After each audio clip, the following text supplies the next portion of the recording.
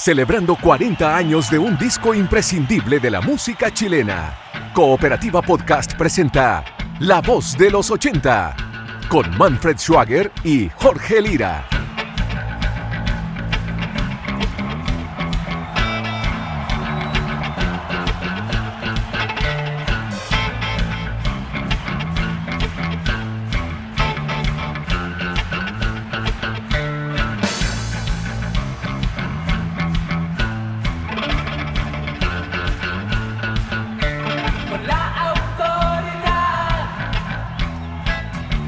Que nos da el buen juicio y en pleno uso de nuestra razón.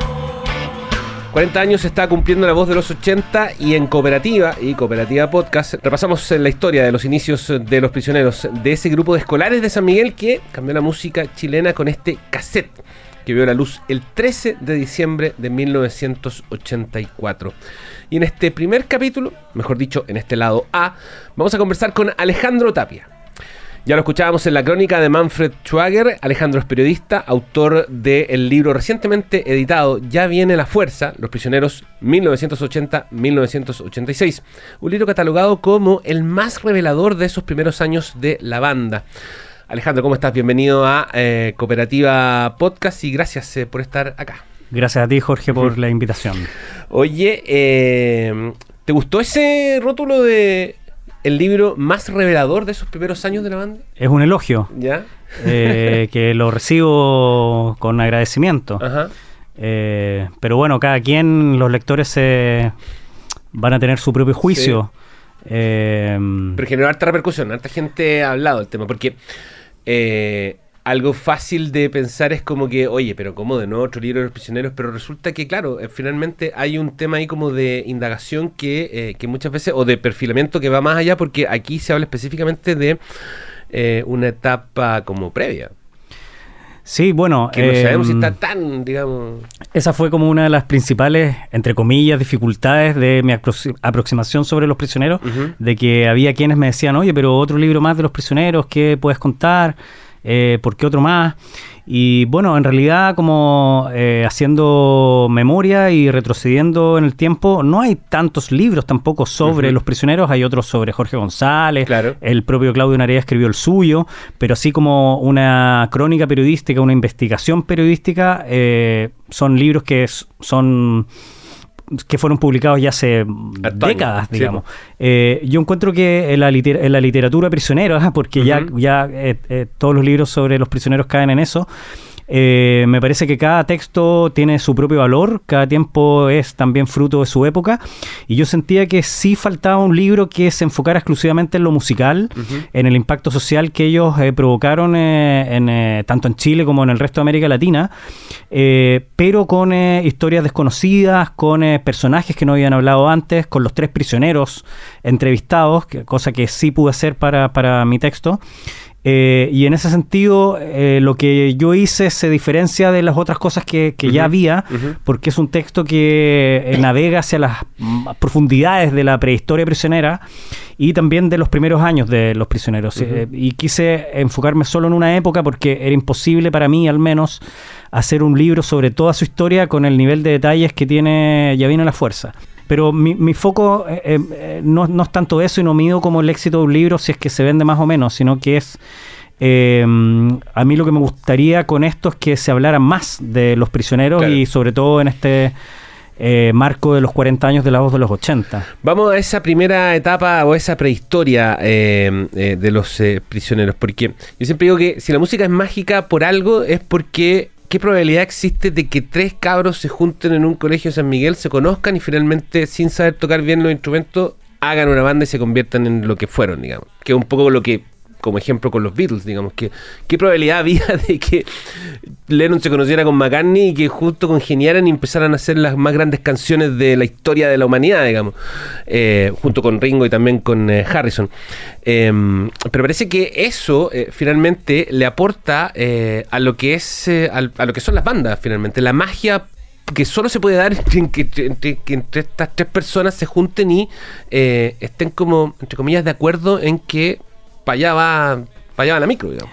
Coincido, la historia de los prisioneros es una historia improbable y también es una historia única.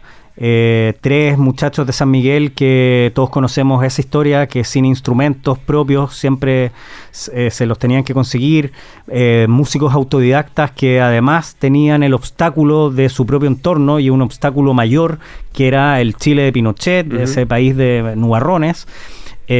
Con todo en contra, sí pudieron salir adelante y hacer lo que ellos querían, cumplieron su propósito. Entonces es una historia improbable, pero a la vez muy distintiva e inspiradora.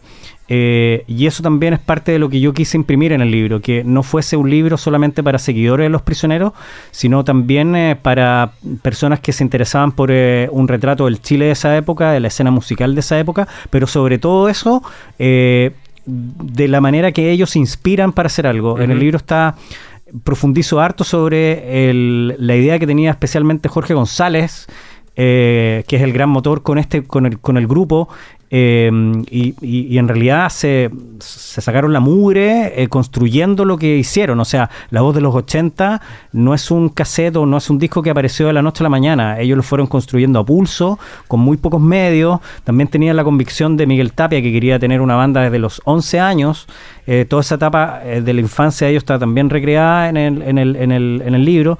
Y Narea, que viene a complementar, digamos, a esta dupla de Jorge con Miguel, y que si bien, por supuesto, Jorge es el autor de la enorme mayoría de las canciones y es el cerebro, en vivo los 3 son dinamita. Los 3 prisioneros se produce una magia única, lo que tú mencionabas, como pasaba con los Beatles, que son los 4 Beatles, y aquí son los 3 prisioneros. Exacto. Entonces, eso también hay cosas muy intangibles que hay una narración ahí en mi texto, pero que se lo dejo al lector también para que haga su propia interpretación sobre aquello. Y quiero después voy a meterme en el disco específico, pero me gustaría entender qué es lo que cambia en ellos para pasar de los pseudopillos a los vinchucas y de los vinchucas a los prisioneros. Bueno, lo primero es que más allá de que van creciendo y madurando. Sí, claro.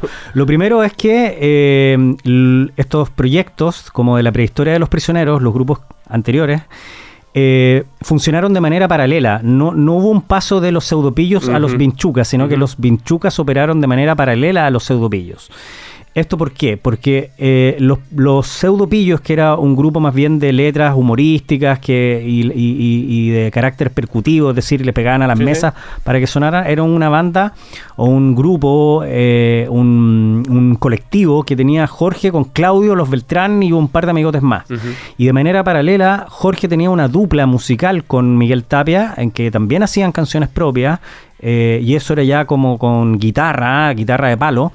Y a esa dupla derivó en los vinchucas, y deriva en los vinchucas por un nombre que le pone Claudio Narea a esta dupla. Y después Narea se suma a esta dupla, son un trío, después suman a Álvaro Beltrán, a los vinchucas terminan siendo 4, y después los vinchucas terminan siendo 3 cuando se va a Beltrán, y los vinchucas derivan en los prisioneros. Y por otro lado, bueno, los pseudopillos siguen operando, pero se van desvaneciendo con el tiempo porque este otro proyecto toma más fuerza, toma más vuelo. Claro.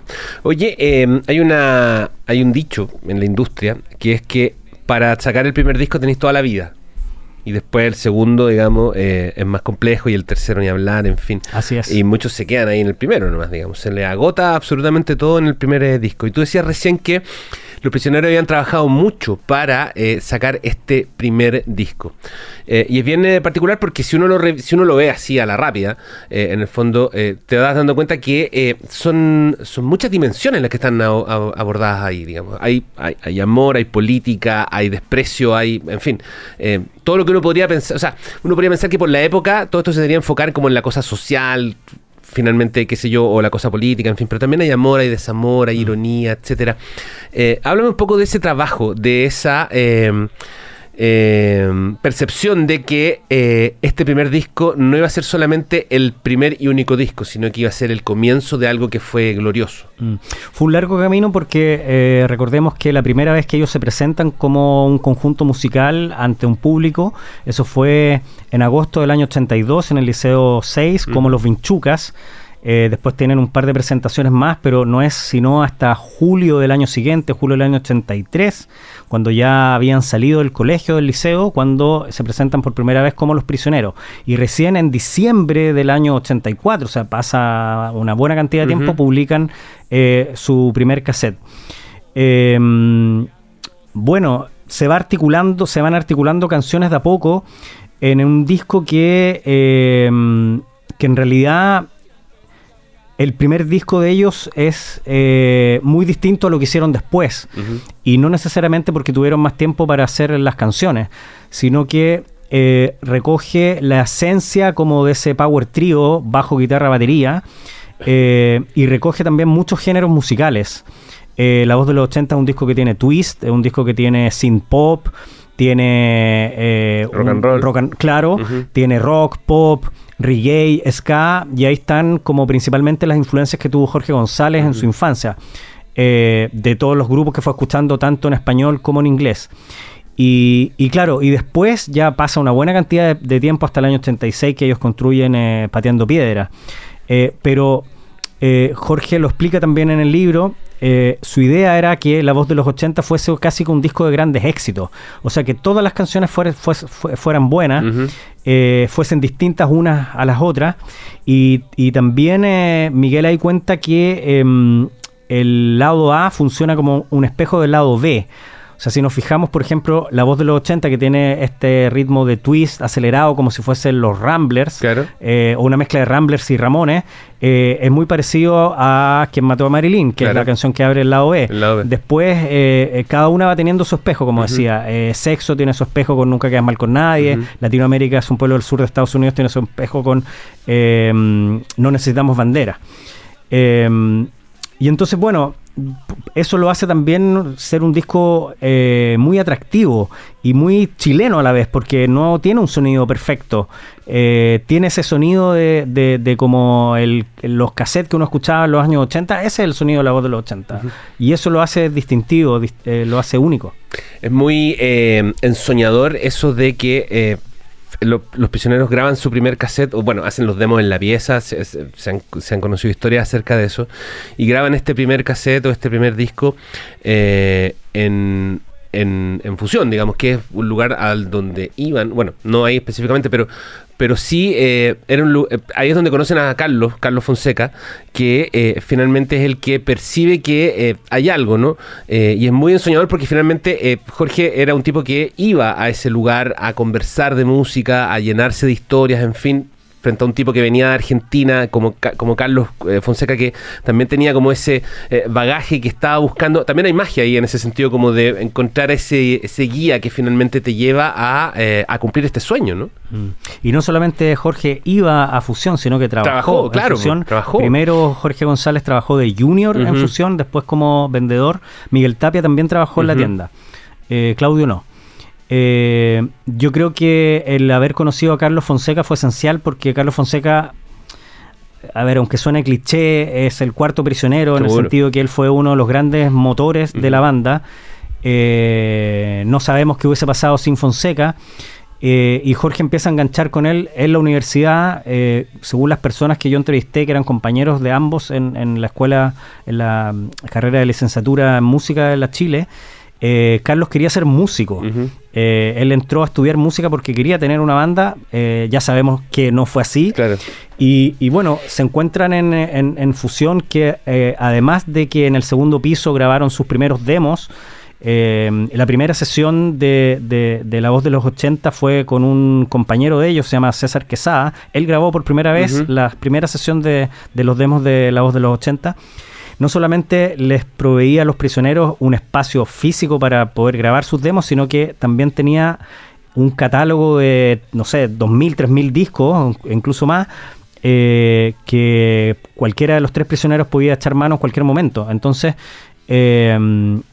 por ejemplo, en el inicio de La Voz de los 80 de la canción, ese inicio tan característico de la batería, de la caja, hay una referencia ahí de un remix de Olivia Newton-John.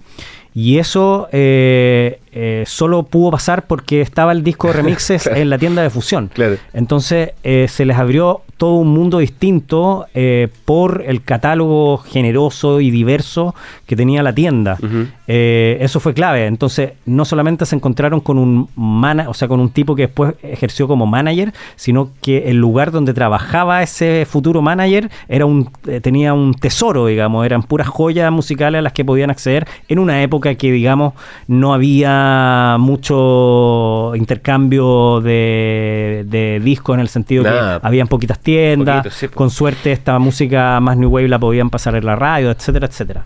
Oye, Alejandro, aparece el disco. ¿Qué sentimiento crees tú que había en la banda? ¿Miedo, ansiedad, expectativa? Bueno, expectativa tiene que haber ello, pero ansiedad respecto de va a funcionar o no, porque finalmente ahí ya es como dar el salto que hoy día uno podría pensar que, o sea, tiene más claro qué es lo que podría pasar, pero en ese momento esto, o sea, así como pudo no haber pasado nada, podría haber generado también una revolución, digamos, finalmente. O sea, porque había ahí también un grado de identificación que iba a explotar con este disco y después con Los Prisioneros y con los discos que vinieron. Absolutamente.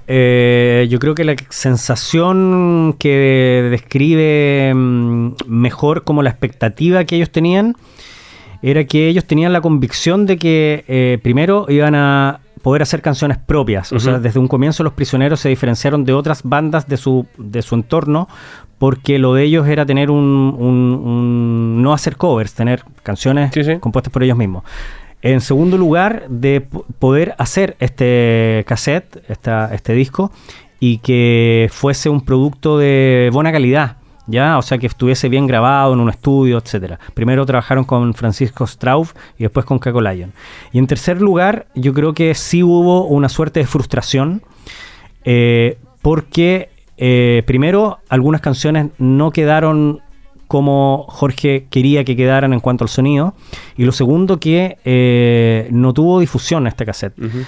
Primero se hicieron en diciembre, el 13 salen 500 copias, después en marzo más o menos salen otras 500, 1000 en total en esta edición independiente de Fusión, que no se escuchó en la radio. Un par de emisoras, Radio Galaxia con Pirincho Cárcamo y otra más, pasaron algunas canciones, La Voz de los 80, Quien Mató a Marilyn, Sexo y Sería. Radio Beethoven nos contaron la otra vez. Sí, en Radio Beethoven fue la primera vez que se pasaron las canciones de Los Prisioneros, porque Carlos Fonseca tenía un programa ahí. Había que rellenar además un espacio.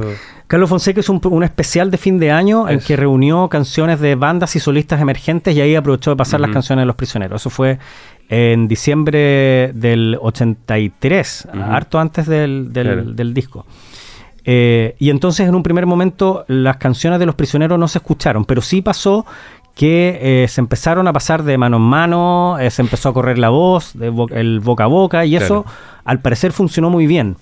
Y entonces, ¿por qué yo me extiendo hasta el año 86 en el libro? Porque La Voz de los 80, el cassette, no se explica o no tomó abuelo hasta la publicación de Pateando Piedra. Fue el segundo disco de ellos el que lo levanta, ¿ya? Y como decías tú, claro, muchas bandas tienen todo el tiempo del mundo para hacer el primer disco. Bueno, Los Prisioneros tuvieron no tanto tiempo para hacer el segundo, y el segundo, ahí se desató la prisioneromanía, se transformaron en la banda más relevante, más famosa, más impactante del Chile de ese momento. Y La Voz de los 80 comenzó a tomar vuelo gracias al Pateando Piedras.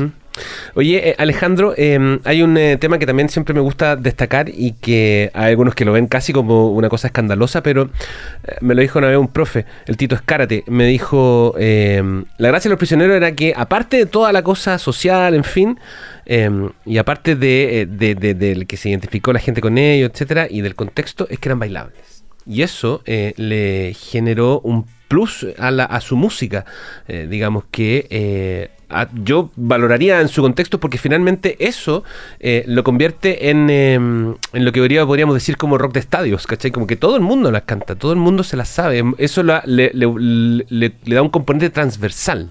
Estoy muy de acuerdo con esa tesis de Tito Escárate, y de hecho el propio Jorge González lo cuenta en mi libro.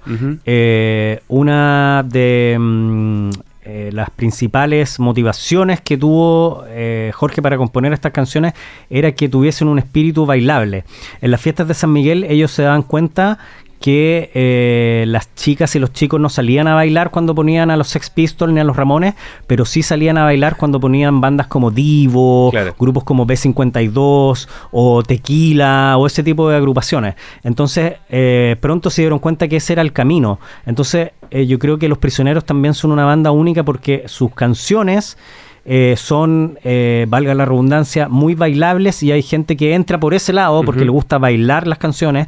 Hay otras personas que les gusta corear sus letras, que como bien tú decías, son letras de estadio, como himnos. Y por otro lado está esta tercera dimensión, que son sus letras reflexivas, punzantes, contestatarias.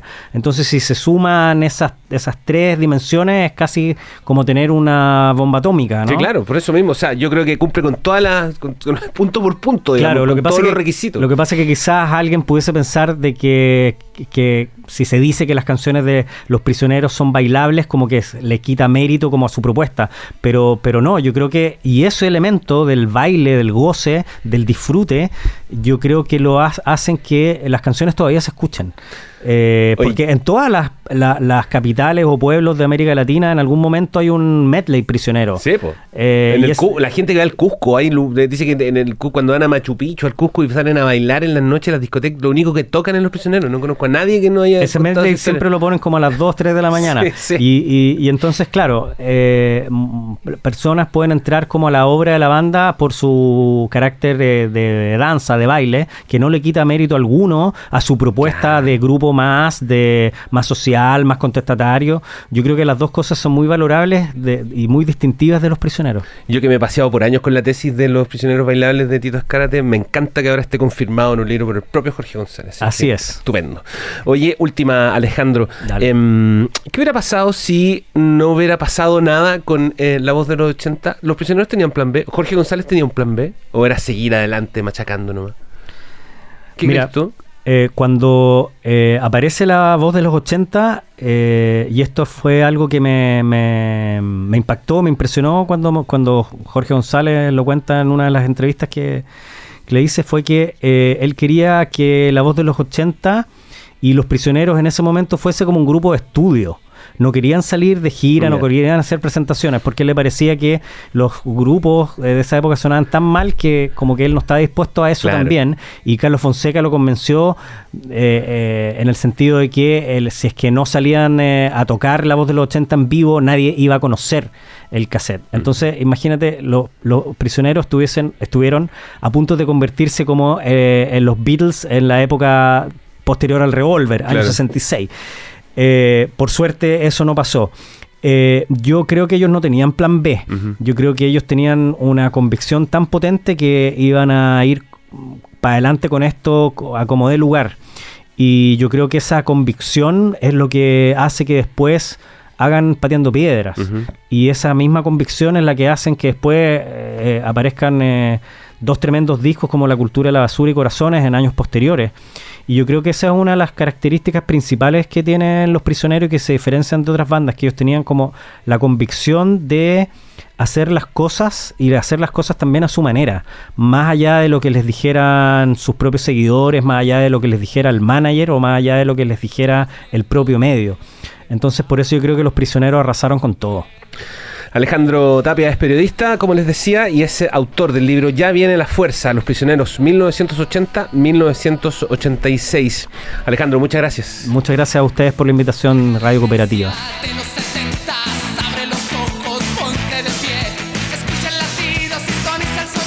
La Voz de los 80, con Manfred Schwager y Jorge Lira. Edición general, Patricio Chacur. Narración y libretos, Manfred Schwager y Patricio Chacur. Entrevistas, Jorge Lira. Producción periodística, Manfred Schwager y Emilia Moya. Archivos, Marcela Osorio y Felipe Torrejón. Diseño de sonido y postproducción, Gustavo Díaz, Abel Pino y Patricio Chacur. Cooperativapodcast.cl. Otra forma de escuchar.